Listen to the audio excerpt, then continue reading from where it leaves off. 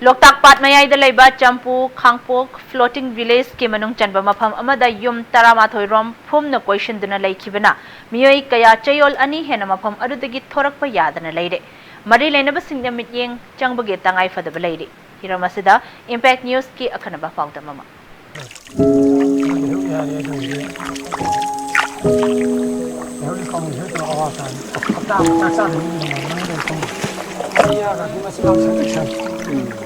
Loktak Pat Mayai the Labor Champu Kangpok Floating Village ki Manung Chanba Bir Hari Pat Haina Kangnaba Mapam Asida Haukiba Chayol Ani Rom gi Mamangdagi Mapam Adu the Labor Yum Tramathoi Nushina Pushilakpa Phumdina Koshin Duna Lakibana Thorak Payada Badagi Muekia Kudung Charabakia Mayon Lady Matam Kushilakpana Maram Oiraga Chaningai Taningai Lesilakta Bamadi Ana Aya Yorokpa Yabagi Pibam the lady Thorak Payadana Lakiba Muishing Adugi Maraktagi Arun Kumar Koba Mue Amaga Impact News ka Phone Kutangda Wari Sabada Makoibu Upai Amataurga Lotok Pidrabadi Kudung Tiba Nangba Yabagi Pibam the lady Haina Pondoraki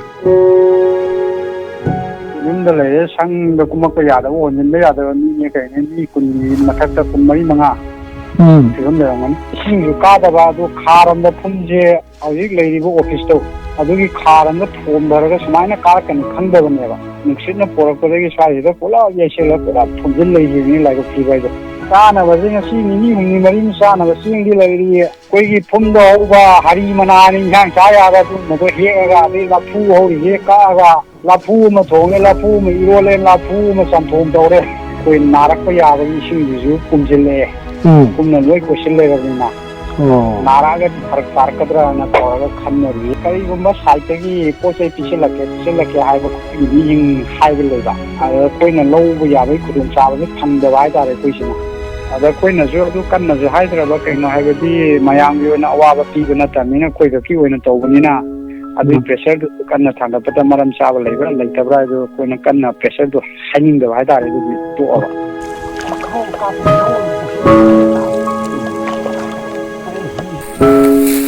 Kangpokski matai nongpok thangba asigi tarang asijigi uliba jaga asigi ising khajiktang mate kitang uriba sijigi thangna basida phum urise sijigi gap sima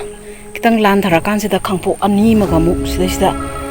ilap lap na dana sigi phumsina khallaga amuk leire asijina akoi gi thangnaba sang akoi sang ahumbi matai thangba nongpok thangba kangpok Hangpok pune basisna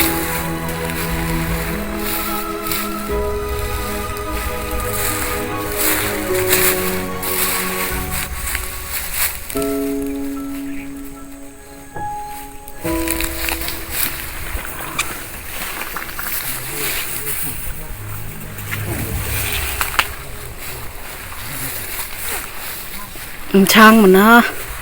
rosin giduna sigi lapuji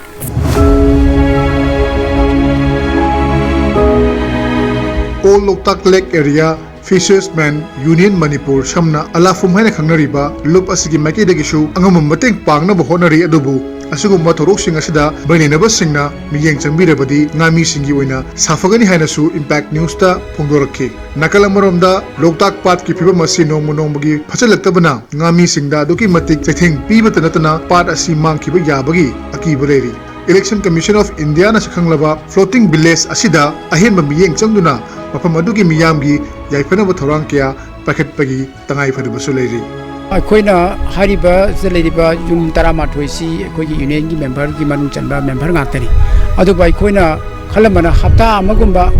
gidi sana thanabado kogi ayambana adugi portu marang kaina leibine adu thama khai mi henjelaba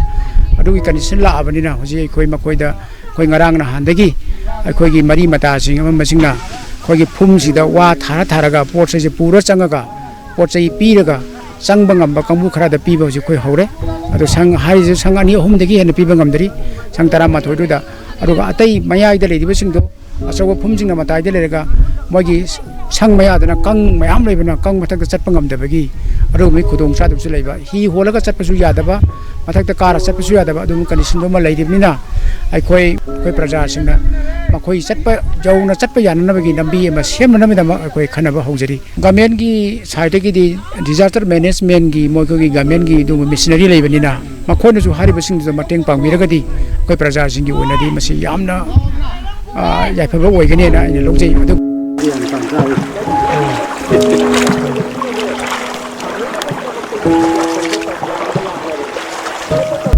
Loktak Paat ki manung chana hauji mafhumna question khibadagi thokpa yadadana koigi chayol anirom hena fazalaklaba yum taraga mathoisi hauji khudong charma ke ama mayongraga leiri maruina ising pumtharakpa loinana chana thaknaba losilakpa loinana koigi tongan tongan khudong charma marakta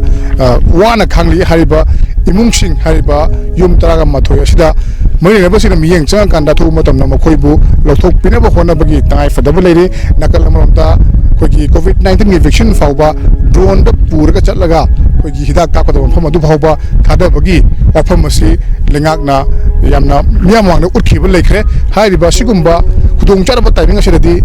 kari damakta hojik faubuda lengakna miyeng changdribno haiba wahang asi leire camera person El Kabir Pamjari by Kitamayum Premchan Impact News Loktak Paat